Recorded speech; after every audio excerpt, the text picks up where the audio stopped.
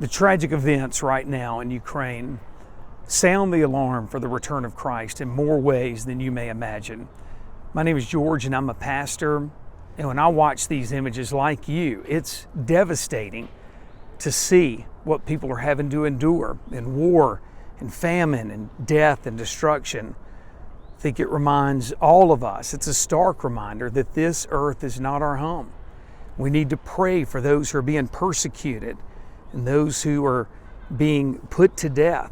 It's tragic what's taking place. But I do know a few things about Christ's return. He said that there would be wars and famines and rumors of wars, and that in the midst of everything, we are to preach the gospel, and we're also to ready ourselves. There are three truths about Christ's return that we have to keep in mind. Number one, he said he is going to return. We know that for certain. Almost like a check mark to say, we know that one for sure. I would say we don't know when he's going to return. Number two, that's almost like a question mark. We don't know. Jesus, while on earth, he didn't know, so how could we know exactly when? Number three, I would almost put an exclamation point. And what is taking place around the world is an exclamation point that we must be ready for him when he returns. There was a visitor in a castle in northern Italy, and this visitor, he's a tourist, went to this castle, and there was only one groundskeeper who was taking care of the whole place. The visitor said, well, the owner, when's the last time he came? And the gardener said, 12 years ago. The visitor said, well, how do you get your instructions?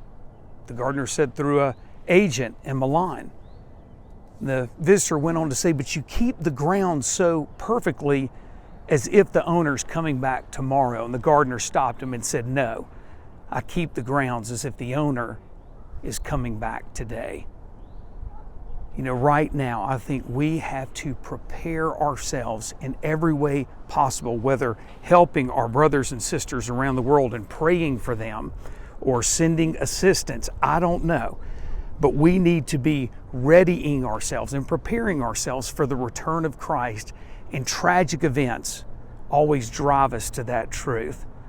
My challenge to you is, what's one thing on your calendar? What's one thing in your busy life that you can put in order, that you can set in order, not tomorrow, but today, to prepare for the return of Christ?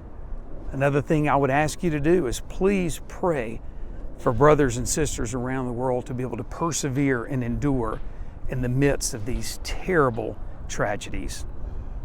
End of Revelation says, come, Lord Jesus, come quickly.